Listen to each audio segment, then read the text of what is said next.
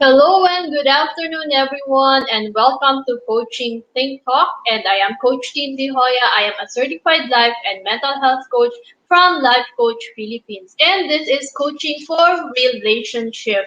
This coaching conversation is for women who wants to create a shift for a better space for themselves in their relationship. And my mission is to help 1 million women to embrace their identity and womanhood to be a suitable helper of their husband to create a safe mental and emotional space for a family that thrives. And thank you for joining me live today. And please leave your digital footprints by letting us know where you're coming from today. So do not forget to also share with us what products or services you offer so that our audience, our coaches joining us this afternoon will be able to get in touch with you should they need your service or product. And please do tag a friend and circulate this video to help us reach more individuals who might be in need of what I'll be sharing for this session. You can also share your hashtag pack my bag moments to bless other if there's something in what I've said that connects with you, and you may also give some shout outs to the people you want to greet and reach out with some inspiring message. At this time, karamihan sa atin talaga is at times we just wanna hear something inspiring or um, a message that could really motivate us do to do good every day. So maybe there's one person who is needing that in your space, and who knows, you just by giving them a shout out, you give them that inspiration. So, and also if you are watching this on a replay, please do comment hashtag replay, and I'll get back to you after the live. And also, I am streaming via FB page of Life Coach Philippines and YouTube channel Coach AI Connect. And if you are new to our platform, please like, follow, and subscribe. So for this afternoon, yes, you are here in relationship, and for those of you who is just joining me for the first time, let me first introduce myself. Of course, I am Coach Cindy Hoya, and I am a certified life and mental health coach from Life Coach Philippines. And I am a mom of two teenagers who are proud to be young entrepreneurs. My daughter is an animator, and yes, she's enjoying what she's doing at this. It's her passion. While my son is still in grade 9, but she's also doing one of the passions that he have. And I was previously an HR practitioner in one of the largest BPO in the country before I went full time into life coaching. And I am the founder and creator of a Women's Epiphany coaching community where we have conversations with women who wants to create a better space for themselves in the relationship. And of course, my mission is to help 1 million women to embrace their identity and womanhood, to be a suitable helper of their husband, to create a safe mental and emotional space for a family that thrives. Every one of us really needs to, at times, it's so hard for us to really move on in life kasi ang dami nating pinagdaanan, ang dami nating experiences. But um, helping out a family is really one of my missions so that we can have a better generation for our children and our children's children. Hello, Coach Candy. Thank you for joining me this afternoon. So today we're gonna be talking about can keep up, ways to keep your inner peace.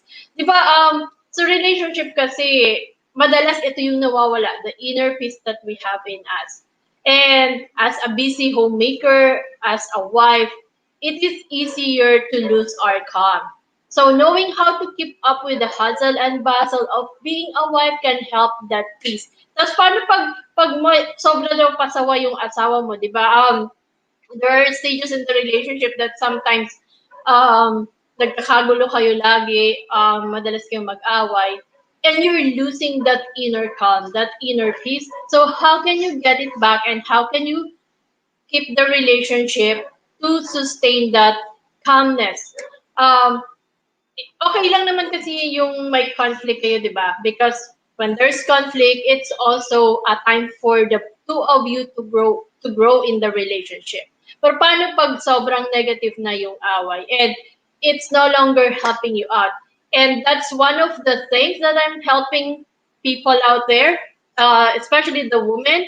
And that is, of course, to be empowered to speak up, to stand up for themselves, to embrace back their womanhood. That even if you're married, even if you have kids, you still have that in you. You still have that womanhood in you. And one of one of the ways to really empower you in the relationship is for you to be able to manage how you're feeling, how you're responding to your emotions. And one of those emotions that we often miss out is having that inner peace in, of course, inside of us and in the family. So what causes you to lose your cool? So as a mom, what causes you to lose your cool, and as a wife, there are moments that we can control. We have expectations that are unmet. So, how do you keep your cool? How do you keep that inner peace in the relationship? And of course, it has to start with you. So, we need to be able to really have that empowerment to manage our emotions. So, if you're connecting, if you have if you think someone can be blessed by your sharing, please utilize our chat box. You can start uh, chatting on the comment section so that our viewers can also engage with you. Hello, Coach Man. Thank you so much for joining me this afternoon. I hope you will be blessed with the discussion today. So, as a mom kasi 'di ba, with our pag maliit pa naman yung mga bata or kahit sabihin mo ng malaki na, but it's not really they are well behaved kids. So it doesn't really affect you that much. And you can still keep that calm. Pero paano pag asawa mo? Most often the issues that arises in in the home is usually first between the husband and wife. So pag hindi kayo okay na mag-asawa, it also affects how the ecology in or how the environment is. So pag hindi kayo okay na mag-asawa, hindi din somehow okay ang mga bata. At lalo na pag hindi ka okay, sabihin natin hindi din kayo nag-aaway, but you yourself is not able to manage the emotions that you're feeling, and it makes you seem to lose that inner calm, that inner peace, then you need to be able to do something about it because that would affect the environment. And ako kasi dumaan din ako sa ganung stage eh. I really didn't know that I have that depression. And hindi ako na-diagnose. So, as I ventured into life coaching, kasi I went into life coaching in support of our daughter who was clinically diagnosed. And because of that, I was able to find out na kaya pala may mga ganun akong emotions na there are moments that I am so sad. As in, sadness na hindi ko ma-explain na kahit wala ka naman dapat ikalungkot. You are really so sad na oftentimes you don't wanna wake up, or gusto mo nakahiga ka na lang, or basta ayaw mo ng kausap, ayaw mong may kumakausap sa'yo kahit asawa mo. Dumadating ako sa ganung point. Pero kailangan mo siyang labanan. Pero ang hirap. Tapos nakakadagdag pa doon pag nai-stress out ako sa husband. Most often, hindi niya din ako naiintindihan. And it's not because ayaw niya akong intindihan. It's really na hindi talaga ako naiintindihan. And on my end, hindi ko din ma-express yung emotions ko, or there are something that I am unable to express. And dumating kami sa point na I am now more dependent on him. Yung happiness ko, I let go of my friends. Kasi feeling ko hindi na ako nakaka-relate din sa mga friends ko pag nagkakantuhan sila. Parang feeling ko bobo-bobo ko na hindi may mga ganun akong emotions dati talaga na hirap din akong i-manage. And hanggang sa dumating kami sa moment that he was able to do something bad in the relationship. Like he cheated on me. It's because I can no longer understand him and I can no longer understand myself. Yes, it's not a reason for him to do that, pero it will affect kasi the family based on how you are also responding. So when you lose that inner peace, you lose that inner calm in you, that would really slowly that would affect how the family, especially your husband, how it will affect him as well. Na dadating siya sa point na pwedeng hindi ka na talaga niya maintindihan at hahanap siya ng ibang kakausapin. So how can we really keep that inner peace in us? Um, ano nga ba kasi si inner peace? Inner peace is really more of a state of being mentally or spiritually at peace. Inner peace is a surefire way to create a perfect marriage or help in creating a perfect marriage. But how often do we lose our patience when the flaw hits in? When the going gets tough, when expectations are not met. It is impossible to have a happy, peaceful marriage if you're struggling with unresolved pain that robs you of your peace of mind. Pwede din kasing, remember that you grew up in different environments, in different family, you came from different families. So mostly may nadadala kayong mga beliefs, attitudes, behaviors from your original family to the family that you have created. And oftentimes kasama doon ang emotional baggages. Emotional pains na hindi mo alam, na feeling mo okay ka na kasi nalampasan mo, pero hindi pa pala. And that somehow at the back of your mind, andun lang siya, and it affects now the family, the responses in the family. Parang nadadala mo siya, minsan nagagawa mo na pala siya, and unknowingly you are also hurting them without you knowing it. Ang feeling mo lang, hindi ka okay. Eh, nag-express lang ako, but at times it's not. It's really more of how we are really seeing it. So, inner peace there is the state of being mentally or spiritually at peace, and it is associated with bliss and happiness. So, pag may inner peace ka daw, if you feel bliss and happiness, and of course, a disposition free from any effects of stress. This is what I really like. Inner peace is um, being able to, hold on, nawala ang aking, yeah. It's being able to have the disposition free from any effects of stress. So, dapat daw walang stress. So, paano nga ba talaga magkakaroon ng inner peace? How will it really be able to help you out in the relationship? So, let's see here. In psychology, there are actually 4 habits that brings inner peace. So, if you are able to develop these habits, this will help you along the way to keep that inner calm or that inner peace in you. Remember, it has to be a habit for you to be able to do this. So first, of course, is talk about how you feel. Painful emotions feel bad. Our natural instinct, of course, is to avoid them. Naturally, the only trouble is when you constantly run away from your emotions, you teach your brain that emotions are bad. Hindi naman maiiwasan na there are moments that you get hurt in the relationship. Maybe because may madalas kayong pag-awayan na nagiging cycle na, at automatically your response is to really be mad to or be angry, kasi nga hindi mo din alam kung paano i-process yung nararamdaman mo. And at times, ang tendency talaga natin para walang gulo is to keep quiet. Ganun din ako dati. I keep quiet. Or I can go for days without talking to my husband. And it's not helping in the relationship. Lalo kang hindi nagkakaroon ng inner peace. Nagkakaroon ka ng inner turmoil kasi yung emotions mo nagro-roller coaster inside of you. And it's not empowering you to make better decisions in the family. So that's one.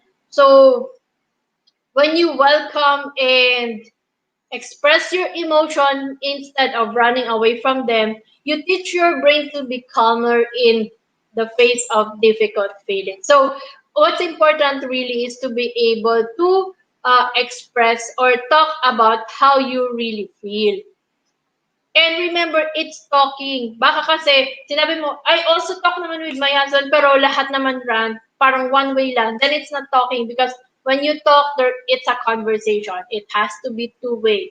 So there's some, allow him also to express and process what you are feeling. Minsan kasi kino-close din natin eh. So hindi, lalo tayo ngayon nagkakaroon ng disagreement. And the good thing about talking about your feeling is it allows it means that when you're able to talk about your feelings, it's not a sign of weakness. You're just allowing yourself to express. Talking can be a way to cope with problems because you're able to express it. It lessens the burden in you, and talking about feelings can help you stay in good mental health. Minsan lang talaga kailangan lang nating i-express. So when you're able to do that, it brings a certain peace in you. Kaya lang minsan, kung hindi talaga kayo nagkakaroon ng agreement ng partner mo or ng husband, when you're not able to really talk about it, then find a person who you can really talk to help you process the emotions that you're feeling. So you can connect with us. You can message Life Coach PH. We have a lot of life coaches who can really help you out to process your emotions whenever you needed someone who can really talk with you without biases. So just message us, or you can also message me directly and let's have a conversation. The second habit that you have to develop to be able to have that inner peace is practice feeling bad on purpose. Ano ibig sabihin ng practice feeling bad on purpose? That means that, hello Coach Mo, thank you so much for joining us this afternoon. So, practice feeling bad on purpose means, di ba at times we all have bad feelings. At times we get a surge of anxiety or fear, and we go from on top of the world to a grumpy and irritable in just a few minutes. Madali tayong mag, mag, mag-change ng mood. So we feel sad and just can't seem to shake it. And because of this, sometimes painful emotions are unavoidable. But remember, life goes on whether you feel good or not. So to free your mind from the constant stress of regret, practice doing important things no matter how you feel. So acknowledge the emotions that you're feeling. It's okay that from time to time you feel bad, then give it some time. Like sabi nga ni Master Coach, pag nalulungkot ka, gusto mo siyang iiyak, then do it. Pero give yourself time. Say, 1 hour iiyak ako, magmumukmuk ako, yun. But after that, bangon ka. You have to be able to do something. Pero at least you let your emotions flow. You let it you express yourself. And when you practice feeling bad on purpose, it's not really that bad. May positive side din siya eh.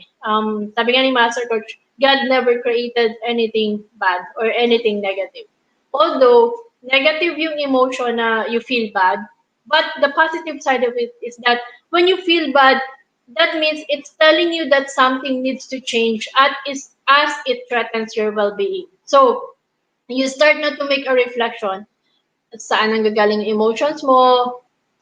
What causes you to feel bad? Ano yung pwedeng i-change? So, nagkakaroon ka ng reflective moment for you to be able to address it. Also, frustrations or resentments can motivate us to change something in the relationship. So, kung paulit-ulit na siya, teka lang, nagiging cycle na yung nagiging away namin. Ano ba yung pwede kong gawin? Or, what can we really do? How can we talk about it? So nagkakaroon ka ngayon ng chance to be able to really speak with each other. So sasabihan mo lang yung partner mo to have a conversation with you so that you can set things straight. And it also allows us to assess ourselves so we can have new ways of approaching problems. So when we are able to really set out or assess ourselves because we feel bad, then we are able to see a new perspective. And if it's really hard, just connect with any of the coaches that you see on the chat box. we would be happy to help you out. Or you can send me a message and let's have a conversation. The third habit that you can also set up for you to be able to have that inner peace is, of course, to update your expectations. So, what is in expectations? Expectations provides clarity in the relationship and you get on the same page. So, di ba madami tayong expectation sa marriage, sa partner natin. And when the romance fades off, ang hirap na nakikita mo yung negative na lang. And if you are not really able to update your expectations, so parang ang dami mo expectation na yung mga dati niyang ginagawa nung mag-boyfriend, girlfriend kayo ay hindi na niya ginagawa ngayon, it causes you to also lose that parang nawawala na din yung parang ang nakikita mo na lang yung negative, nawawala na at times yung love, napapalitan ng anger. And if it continues to go on in the relationship, that would also not keep your inner peace kasi lagi ka nandun sa stage na ano nga ba kasi yung mali sa relasyon. And dumadating din sa time na paano kung ngayon ikikip yung inner peace mo kung nagkakaroon ka na ng madaming doubts na nabababae na kaya to or umiinom lagi, ano ba, ayaw na ba akong kasama? Nagkakaroon ka ng mga ganun kasi you have been expecting a lot. Sometimes kasi what causes this that we lose our inner peace is we tend to lose ourselves in the relationship.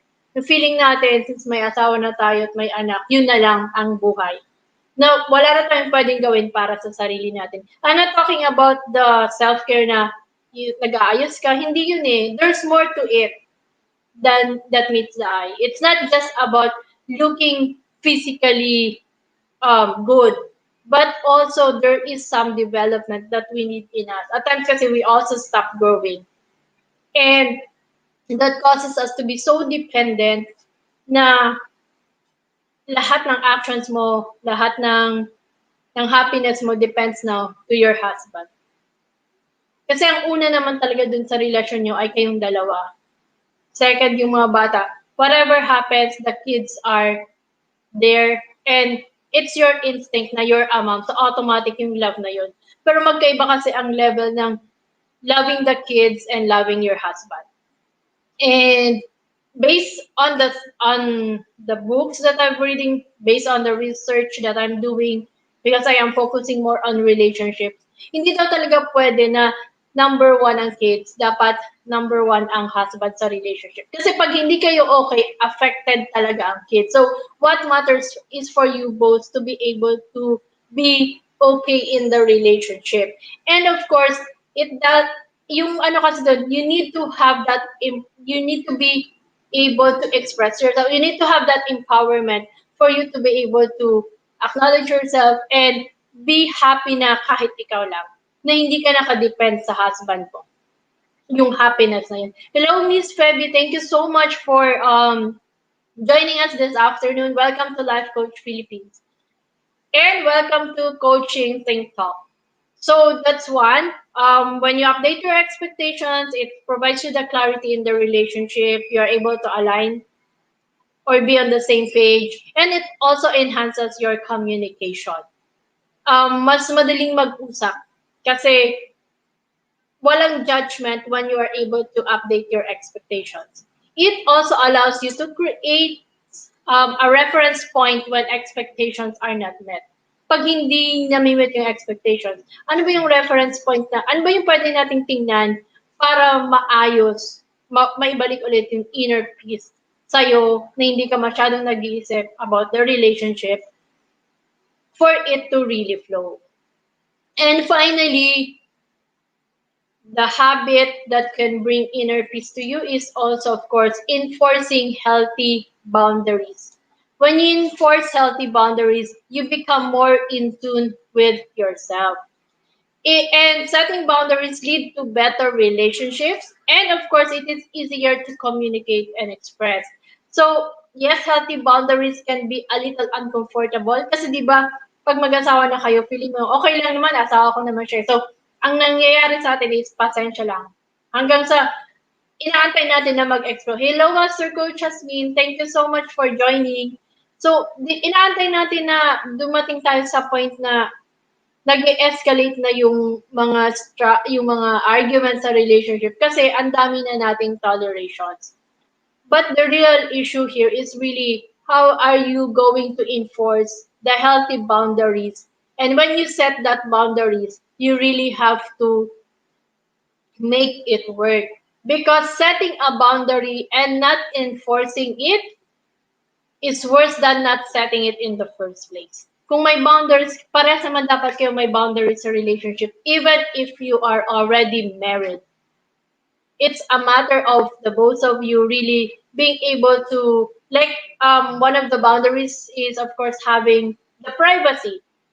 Gaano ba kayo ka-trusting with each other na okay lang na may me time siya, okay lang na may me time ka. Because both of you have different needs that you need to be able to address in the relationship. And of course, being able to set or enforce that healthy boundaries will help the two of you grow in the relationship and um, strengthen the love between the two of you. And that would also be creating a happy and safe space for the kids. Kasi magiging minimal ang arguments yun. Hindi yung madalas kayong nag-aaway. Parang simpleng, anything na simple lang is pinag-aawayan nyo. So it's also one thing that would help you out. I'll give you some tips on how you can really uh, have inner peace in your marriage. So 7 ways to be able to do it is, first is be the first to apologize. So whether or not your spouse is in the wrong alongside you doesn't matter. What matters is you stepping up or you are willing to step up and say you're sorry first. Minsan kasi ego lang talaga yun eh. And this, pag hindi kayo talaga okay, halimbawa galing kayo sa argument, it's not gonna be easy for you to apologize. Especially like me, it's one of my weaknesses. I really cannot I really cannot easily say sorry kahit mali ko yun. So, but it's not giving me inner peace because sa mind ko, ang dami ko nang naisip, ang dami ng anger, ang dami na ding assumptions against him, na minsan, hindi naman to, kasi hindi ko nga ini-express, so naiipon lang siya lahat dito, dito, saka dito. So hindi tuloy ako, it causes me more to break down, na parang, I feel I don't value myself. Ito yung mga moments na I become in a depressive state. Thankfully, with life coaching, I am now able to manage my responses. Pero dati talaga hindi. There would be days that I will just be nakahiga lang ako. Kikilos ako, like, I have to prepare for the food of the kids and all. Pero may moments na wala, higa lang talaga ako. Kasi nga, I don't have that inner peace. And hirap din ako to really manage the emotions that I'm feeling. Second, of course, is owning to your mistakes. But owning to your mistakes is, at times kasi we avoid the responsibility for the bad decisions we make or any hurtful things that we have done. And because of that, mas mahirap ngayon na sasabihin mo taga na yan, I'm sorry, it's my mistake. Hindi eh. Kasi babalik pa rin talaga tayo sa pride. And that also makes you lose your inner peace in the marriage. And it will only make the wounds faster and grow worse over time if it's so hard for you to acknowledge na from time to time you made the mistake. Parehas naman kayo have to grow in the relationship. And it's really important na at times you admit that there's really something wrong. It's not because kailangan may manalo dun sa na ikaw yung manalo, but it's really more of you being able to acknowledge the responsibility as well. And third is don't sweep things under the rug. So if you have unresolved conflicts in the marriage, sooner or later it's going to get bigger and bigger until you can't handle it anymore. So don't sweep issues under the rug, hide from them or send them down the road, but face them head on and acknowledge their presence so they'll be less likely to keep growing. Madalas kasi ang nangyayari sa atin, pag may mga issues tayo in the relationship, we tend to keep quiet. Parang, sige, okay lang, wag na natin pag-usapan. So, pumapatong siya ng pumapatong. And in the long run, it's not helping you have that inner peace in the marriage because lahat lang ulit siya nakaipon, hindi na pag-usapan, hindi na ayos. So, recurring yung issue, nagiging cycle yung mga pinag-aawayan. So, it's one as well. Fourth is encourage your spouse to face issues together. So that means you and your spouse can create peace together by facing down your conflicts, challenges, and issues as a team. So face it together. Marriage is a partnership. Hindi pwedeng pag may issue, yung isa lang ang magre-resolve. It takes two to tango. So the two of you should really be able to work on it so that you can strengthen the marriage.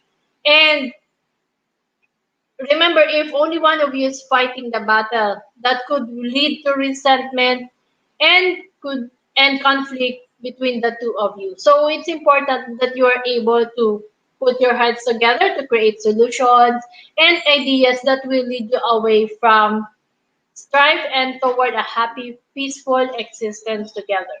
So whatever it is, whatever struggles you are facing, it has to be the two of you that should be working on it.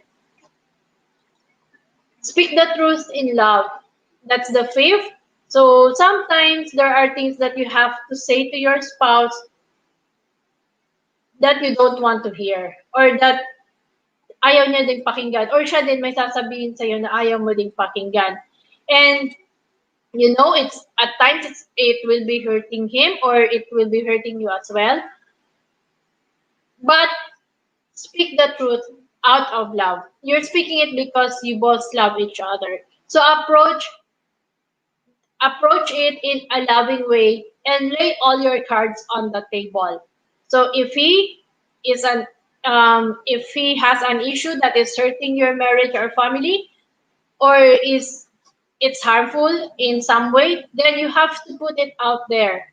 You have to express it out. Hindi talaga pwedeng hindi pinag-uusapan. And keeping the inner peace in the marriage is for you being able to bite your tongue. At times, there are some things that you wanna say na pag may sinabi siya, immediately you retort. Nagbibitaw ka din ng salita na because the emotions rule, masakit yung sinabi mo, pero hindi mo pa nga na-check yung facts, hindi mo pa na-assess yung gravity ng situation, pero nagbitaw ka. Kasi nga, emotions ang nag-rule. So, at times, it's really better to bite your tongue or keep quiet. Do not speak before you think, because sometimes saying hurtful things in the process could really destroy the inner peace in the marriage. Because remember, words can hurt, words can kill a person. So whatever those things are, whatever it is that you wanna say, it has to be pinag-isipan mo muna bago mo binitawan. And kailangan talaga kayong dalawa that you're able to really talk about it. And if it's really too much that both of you are no longer having that inner peace in the marriage, then ask for help. Asking for help doesn't mean na minsan kasi ang perception natin pag humingi tayo ng tulong,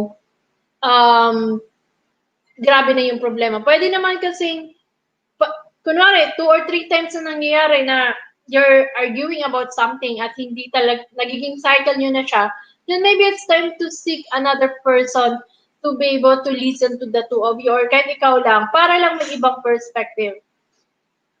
There are a lot of people who can help. Maybe you have mentors, you have your godparents who can help you in the marriage, or you can also reach out to us. You can visit DCAP or you can send us a message. We would be happy to extend the help that you need in that marriage. Huwag nyo nang antayin na lumala. Na kung kailan malala. Kaya minsan, di ba, Pag malala na yung marriage, saka pumupunta sa mga marriage counselors kasi mas familiar tayo sa marriage counselors. And at times, it doesn't work.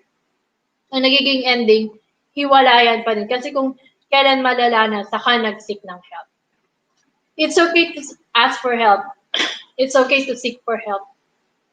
Hindi naman siya kawalan na you are asking for help for both of you.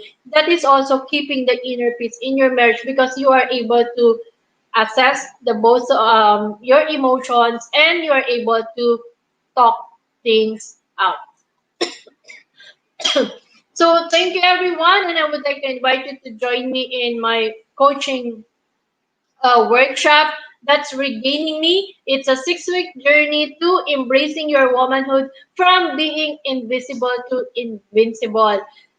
How many times are you in the relationship that you feel you're burnt out, that you feel eto na lang yung kaya ko, asawa, nanay, yun na lang yung parang mangyayari sa buhay ko. And it's not because you're complaining, it's not because you don't love them, but you feel there's more that you can do, or you have really lost yourself in the marriage, na feeling mo nakadependent ka na sa husband mo na parang hindi na magiging masaya if wala siya, or there's fear in you na baka pag ng babae to, kawawa ako or something.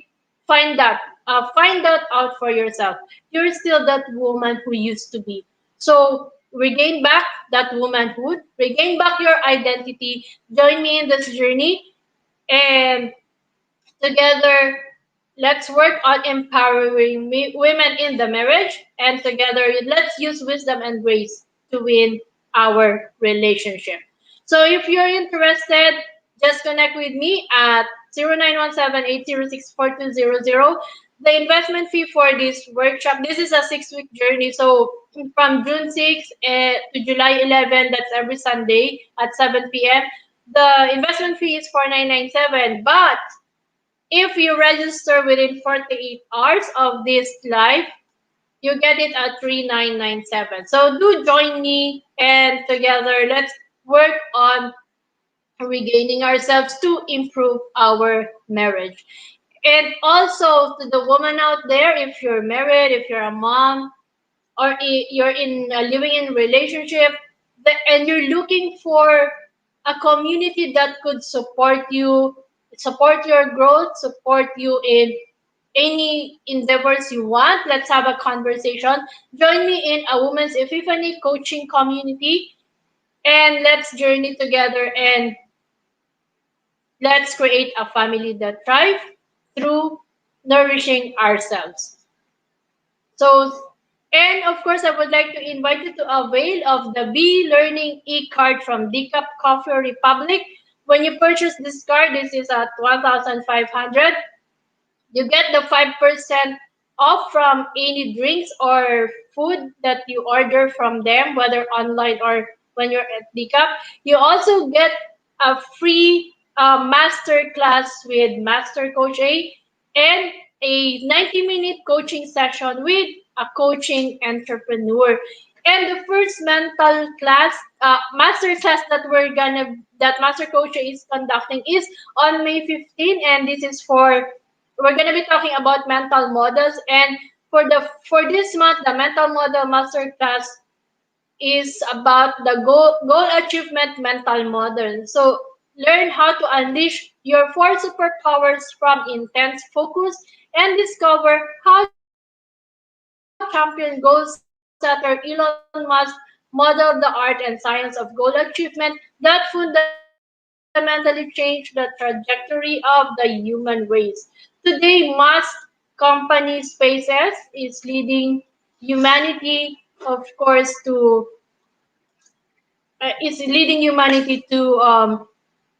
reaching that goal. So do join us, and if you can still avail of it, just connect with Coach Rizel at 0917-586-1661. So thank you so much for joining me this afternoon. But before I leave, let me also invite you to our to the next coaching think talk. As I end this conversation, that's gonna be Let me invite you to be part of what we are doing as an organization of professional certified life coaches. Join us for another coaching conversation tomorrow. That's gonna be Coach Fresca at 10 a.m. for coaching for radical service.